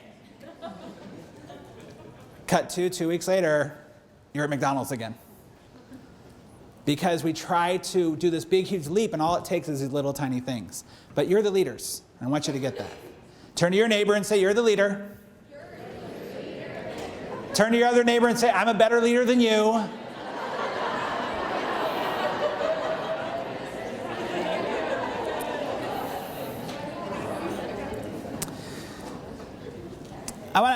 Can I give you guys this a little, would you guys rather be a ninja or a Jedi? Ninja? People would rather be a ninja than a Jedi? Okay. Some of you people that were not born before 2008, 1980, 2008. That's probably a few of you, right? There's a few of you not 2008. I'm going to give you a little secret this.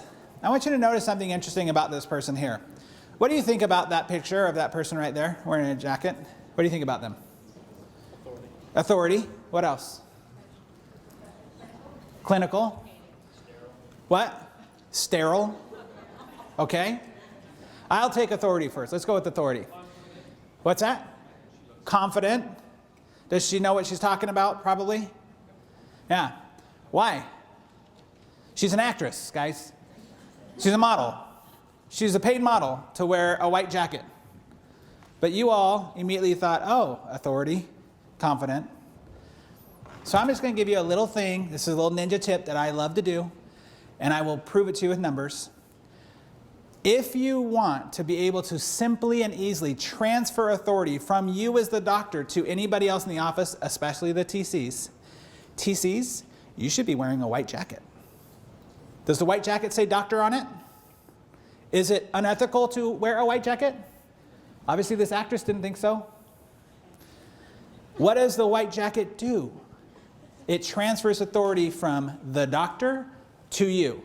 How many of you ever had a challenge with, even though the doctor just got done explaining what they did to the patient in the exam, you're saying the exact same thing, and they're like, well, I don't know, I'm not sure if I need that, or I don't understand. Anybody have that problem before? Just 2 of you, 3 of you? Okay, well, for 3 of you, this will work really well then. Try wearing a white jacket. One of my clients, a chiropractor, has one of the best chiropractic offices in the nation. He tried this out, and he went for a month with the jacket and a month without the jacket. Now, this is him. He is a doctor. Now, it's not cool to wear a jacket, right? I mean, that's kind of sterile, old school. I get it. He's a chiropractor. He should be wearing flip-flops and Birkenstocks and shorts, right? I mean, he's a chiropractor. But he wears a jacket. And he went a month with and a month out. You want to know what the daily average difference in his company was? $1,400 a day. That's a different month. Once again, I know you're all a little different than chiropractors, so you're thinking, oh, that's like a half a day to me. I understand, but still. That's the difference. So I'm just saying, if you want to try things out a little differently, you want to try things on, if you're tired of not having that authority or having to feel like you cannot grab that authority, wear a jacket. Because psychologically, they go, oh, okay, you know what you're talking about. I got it. I'll do it. All right, let's move on. Okay, let's go to the 6 steps. The first step, guess what? Starts with your what? With your thinking. You start thinking in different ways, like negative thoughts about the practice or the price. Now, I know on average, everybody charges around the same depending on the services, obviously. But let's just say your average price is $5,000 for what you do. Is that a good price or a bad price?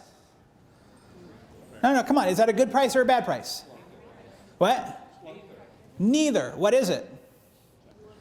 It's the price. What is it that you're charging people for? Huh? Time, care, skill, and judgment. What's that? Time, care, skill, and judgment. Time, care, skill, and judgment. Okay, what else are you charging people for? Results. What type of results? Excellent results. Okay. What else? Service. Okay. Experience. What else are you charging people for? Come on. What's that? A 2-year relationship. Okay. No, you're not. I appreciate everything you all said. You're charging to take away the jacked up teeth that I have, and so kids don't make fun of me anymore. That's what you charge for. You have people invest, not in you, in how you can change their lives, guys.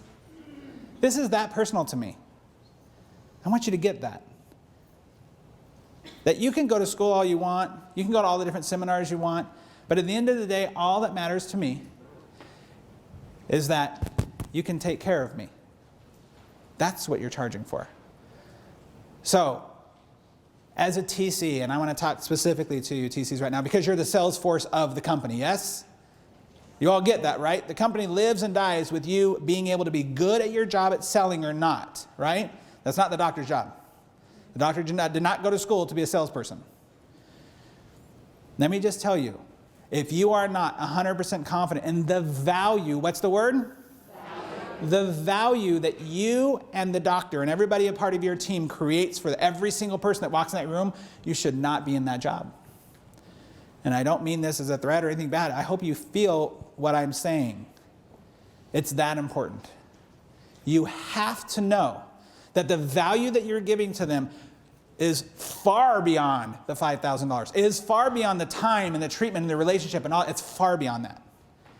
It is because you give them something that they cannot get anywhere else of value. And you need to be able to believe that. I don't care if there's 5 different orthodontist offices down the road. No one's going to get the value that you're going to get at our place. That's the stance should be and their mindset the moment they walk in that door, the moment they call you on the phone. Can I get an amen? Amen. I'm that serious about it. I think it starts right there in the head. And people will know it. If you ever have been in a situation before where you're doubting what you're asking them to do, and then all of a sudden you realize they're doubting it, it's because you're thinking. All right, rant done. Sorry, that was a little bit of rant. Sorry about it. Am I forgiven for the rant? Is that okay? Yes. All right. Okay, this is how I see it. You guys want to know what the number one indicator for divorce is, according to a study by Dr. John Gottman, within a 94% accuracy. You want to know what the number one indicator for divorce is? Eye rolling of a spouse. Because eye rolling in body language, the sign is contempt. So it means that you are putting yourself above the other person.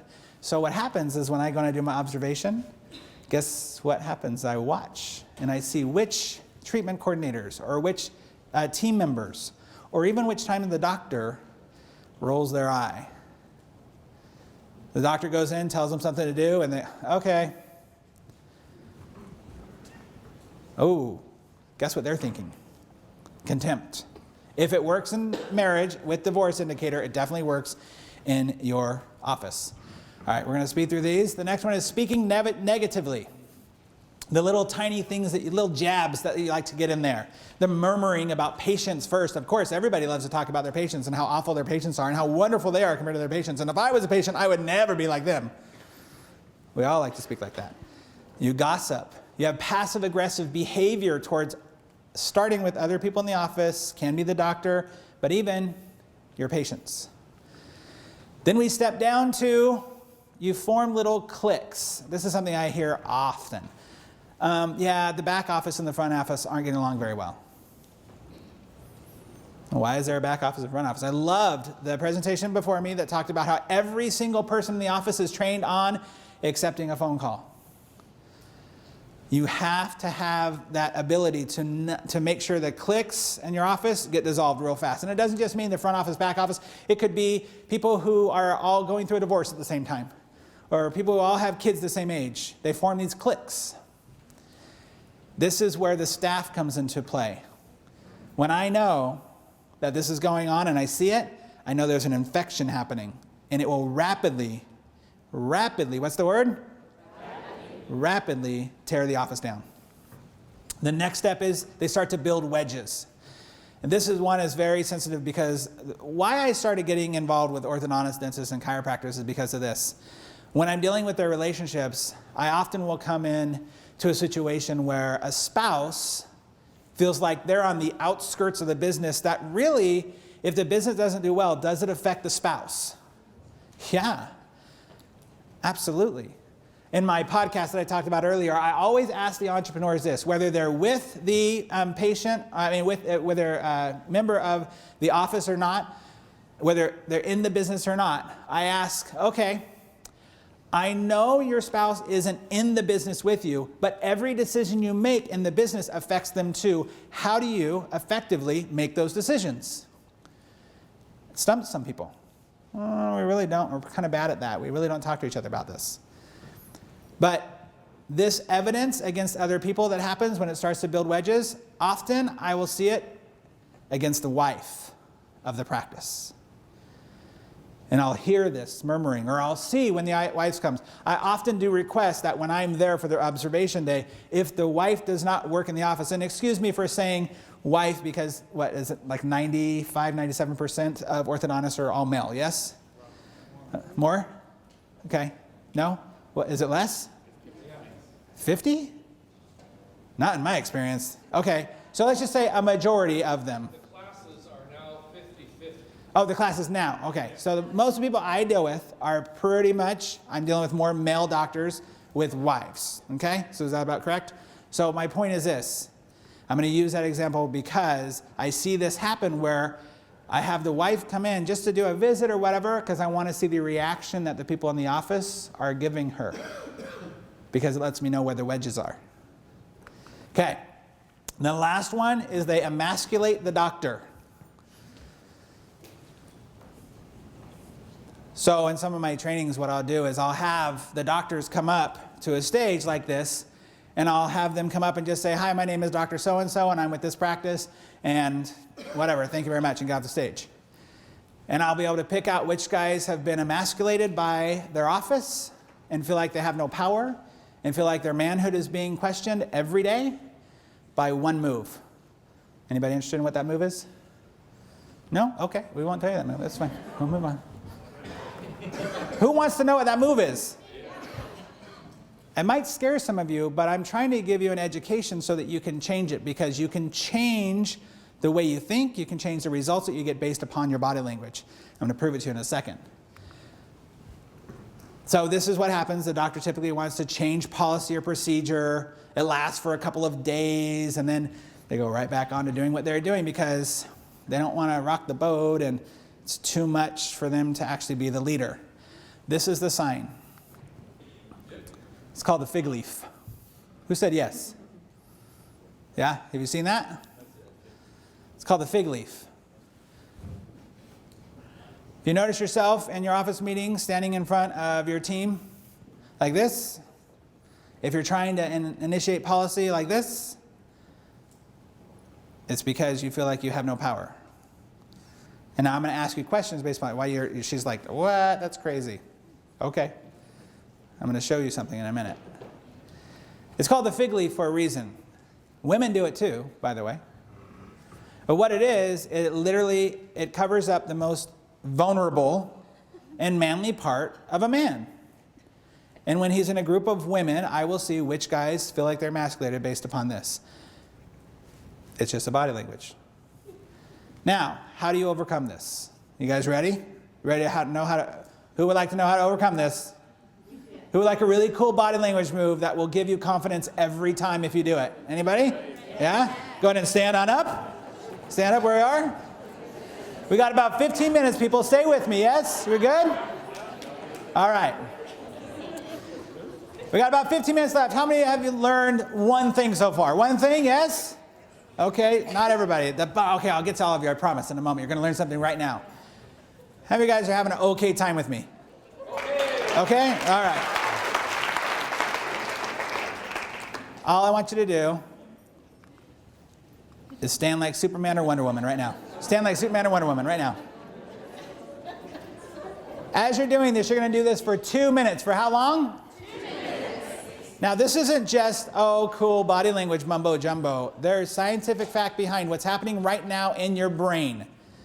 In your brain, if you stand like this for 2 minutes, the testosterone increases in your body, in your brain. And the cortisol decreases. Testosterone isn't about growing chest on your hair. I said hair. Did I say chest on your hair? Subconscious for me, right? Thanks a lot, Craig. What's running in the back of my mind as I'm doing this is Craig. Who's looking at my hair? For growing hair on your chest, it's about boosting the confidence. Cortisol is a stress hormone. So you're decreasing the stress right now. How many of you have ever felt stress in your life? Liars, if you're not raising your hand. Now, I'm not saying you feel stress all the time, but you've felt stress sometimes.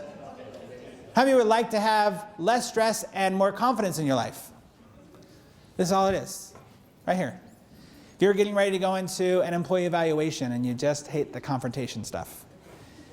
If you're feeling a little bit of weak that day when you're getting ready to sit down with a client or potential client and do your examination or make the offer, go find a room, bathroom, whatever, stand like this for 2 minutes. You think it's funny? It's proven. Another thing you can do is this. Go ahead, guys. You want to do this? If you're sitting, you can sit like this. You can sit with just your hands out. It's called splaying. Who in life, and I'll give you a little hint here, when you're in trouble, does this by you? Who comes up to your car because you're speeding too much? And what other people do this? Military, yes? Because they need to make themselves bigger. Ladies, if you're ever in a situation where you feel like a man is trying to overpower you or you're trying to make you feel small, put your arms up. It's what we do in life. Let me give you an example of this, you guys. I know some of you might be thinking, oh, body language, woo-woo stuff, whatever. There's scientific fact behind it. They did a study to show, what do blind people do when they have an accomplishment of victory? Blind people from birth, what do?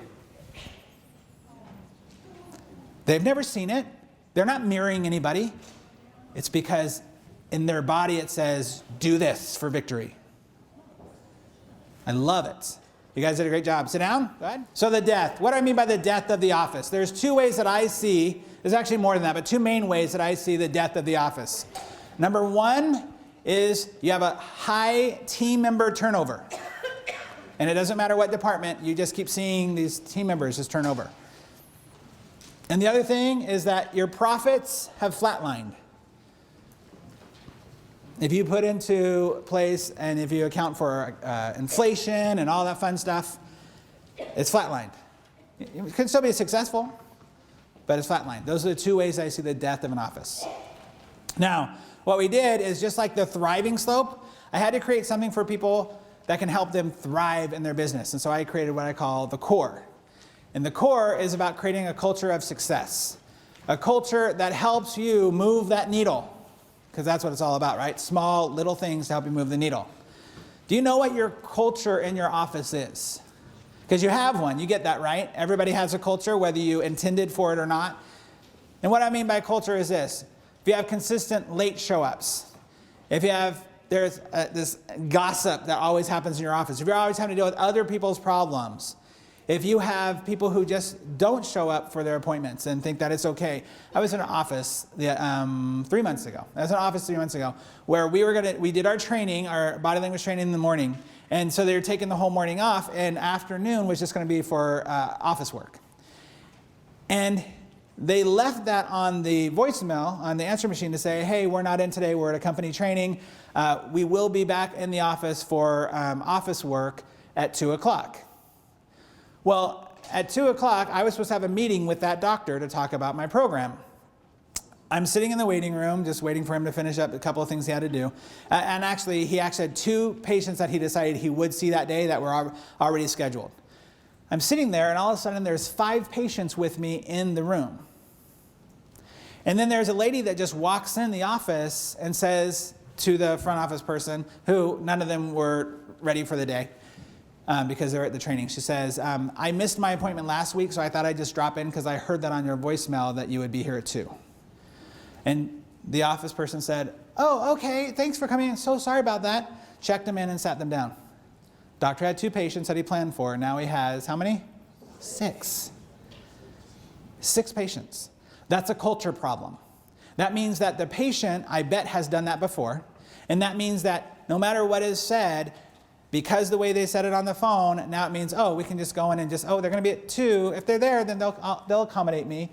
And because we want to be good customer service, we accommodate instead of saying, I'm sorry, our culture is this. I'm sorry, even though the doctor is here, and that was the problem, is that they all knew the doctor was here. So, if he's here, he might as well take care of them. Instead of saying, I'm sorry, even though the doctor is here, he's not available, and make them come back on their appropriate time. So that's a culture. All right. My culture stands for your culture, your operation. My core stands for your culture, your operations, your relationships, and your excellence. In these areas, you will find the biggest needle movers out of anything you do, I promise. You can answer your phones a certain way, you can have a certain script, but if you don't focus on your culture, the operations, your relationships, and the excellence that you provide, you're not going to move it. So, the fact is that you are getting results. You're getting the results you have, good or bad, due to the culture that you've created. And yes, you already created that culture. Now you can change that culture. You've created it either by default from what you learned or saw from other people. If you bought into a practice, or if you just see what's kind of out there in the norm, then you just repeated that. Or it was on purpose because of your vision. Now let me explain to you, I'm going to wrap up with a very strong example of how much a culture can move, not just your business, but move complete societies. Okay? I'm going to read something to you. And I want you to guess who this person is. Actually, before I do, I want to let you know, let's just focus on culture because we don't have enough time. I'm going to focus on the 3 most important ways and the 3 fastest ways to create a brand new culture in your office. Number 1 is to have a clear vision of exactly what you want your office and your business to be. And everybody to know what that vision is. The second way is to have specific, what's the word? What's the word? Specific expectations. Once again, you're all going to get these slides, so go ahead and fill those out quickly there. And number 3 is support. To know that everybody in the office is supported because they understand the vision and the expectations. So these 2 men changed the world by creating a new culture. I'm going to read something to you, and we're going to walk through how they changed, how they had a specific vision, they created expectations, and they had specific support. By the way, both of these men did this around the same time on complete opposite sides of the planet, and they changed the way that we look at things today. Both had a grand vision of how they wanted to create a fantasy world of their own. They both talked about the vision they had in great detail. At first, people did not pay attention that much because they were a little crazy. Their ideas seemed extreme and seemingly out of reach. However, they kept going with that vision and their ideas, and they fleshed them out completely. People who normally would never have even thought about going along with their crazy ideas suddenly found themselves invested and self-promoting those ideas. Once they got enough people on board with this vision, they were able to lay out some very specific expectations that would guide the way the followers behaved. These expectations helped the new believers know exactly what was expected of them. Having these expectations allowed them to ignore the naysayers and focus on what the leader wanted from them. They did so because these new expectations, while strict, gave them opportunities that they never had before. Those who were full believers suddenly had a new space and a new sense of pride and excitement about their lives. They felt that all the people who were suppressing them before, either real or imagined, no longer mattered or had power over them. And because they were not alone in seeing the vision and following the expectations, they felt an overwhelming sense of support. Support like never before. Support to make decisions that before might have been frowned upon by friends and neighbors. They knew that even if they did not have the direct order from their leader, as long as they were following the vision and adhering to the expectations, their decisions would be supported. This opened the doors for a huge wave of control that most people had never felt in their lives. 2 men. Any guesses? Walt Disney and Hitler? Very good. Walt Disney and Adolf Hitler. Most people don't put those 2 people in the same sentences often, do they? But that's what they did. One, luckily, failed. The other one, to this day, if you walk into Disneyland, are you walking into a new culture? What's the culture of Disneyland? Very simply, what is it? Exceptional customer service. What's that? Exceptional customer service is definitely one of their principles, yeah? What are they? What is it? Happiest place on earth. Walt Disney wanted everybody to revert back to their what? Childhood. When you walk into Disneyland, is it expected for you to act like a child? Yep. If you do, are people going to support you? Yeah. As employees, which they call team members, which they call cast members there. I used to work for Disney. They call cast members. If you're a street sweeper and somebody comes to you and says, hey, where is the closest bathroom? If you choose to not just point to them and you walk them over to the bathroom, even if it's out of your area, you will not be held accountable for leaving your area, because that is the expectation that goes along with the vision, and I know I'm supported because I moved. That's the type of culture you have to create in your office, that people expect certain things from you. So in closing, I just want to help you understand this. My great friend, Garrett Gunderson, he's a great friend of mine, been friends for years. He created this financial equation. And I truly believe this. Look, everybody in this room has mental capital. You guys have got the schooling, you've got the letters behind your name that I don't have, that a lot of other people don't have, and it's awesome. I'm so glad that you have that because you changed my life. But your relationship capital is where a lot of people are failing. But when you understand these two areas, you understand that that is where you'll get the most financial capital. Understanding both your mental capital plus your relationship capital will always equal your financial capital. Now, I wanted to give you guys all a gift because I love what I do, and I'm not here to pitch anything. I gave you a whole bunch of gifts there. I want to give you this gift if you would like it. On your very back sheet there is a thing for a discovery session. Now, some of you wrote mad notes, and I appreciate that. Some of you are very visual and just heard everything I said, and that's great. But if you would like, I would like to offer you what I call a discovery session, which allows me to find out how I can possibly be of help. There's no major, and like I said, all it is just a gift to you because I love how many of you can tell that I love what I do? Some of you, a few of you, okay. Here's how much, thank you, I appreciate that. Here's how much I love what I do. I have clients who come to me who say, you know what, Dino, at the end of the day, I am drained. I just feel so exhausted. I just want to go home and crash. And I know right then their culture is messed up because I know it's not what they do that drains them because what you do is what you're passionate about, right? You wouldn't be in this room if you weren't passionate about it. What drains you is all the other stuff that goes on. I can be on a phone call with a client or Skype or whatever, 3, 4, 5 clients a day, and by the end I'm like, let's go. This is great. I need to go calm myself down because I live in my passion every day. So I'd like to offer that to you. If you like that, great. Sorry, it's there. Just fill that out and give that to me at the end. I'll be here all night, and then tomorrow morning as well. I want to see some of the other speakers. And I just want you to know that the most important question that you can ask your clients is also the most important question you can ask yourself. What do you want? What do you want? How do you want to live every day as you walk into that office? How do you want the relationships between you and your spouse to excite you and give you a motivation and a goal to move forward? How is it that you want to be as an example to all the other people in your office? One thing we didn't cover here, but it's true, is guess what? All the men in this room, you are an example to everyone else that you touch. For you to have a strong, powerful, amazing marriage is an example and a model for everybody else that you work with every day. You need to take care of that and stand up to that leadership role. You are amazing leaders. I want you to get that.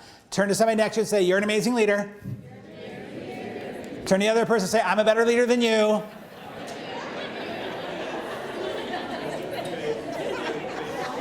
You guys don't like to say that to each other for whatever reason. It's kind of like the nah thing, right? You guys, I want to thank you for your time and for your patience and having fun with me. I appreciate it. I had a good time. Good. Thank you very much.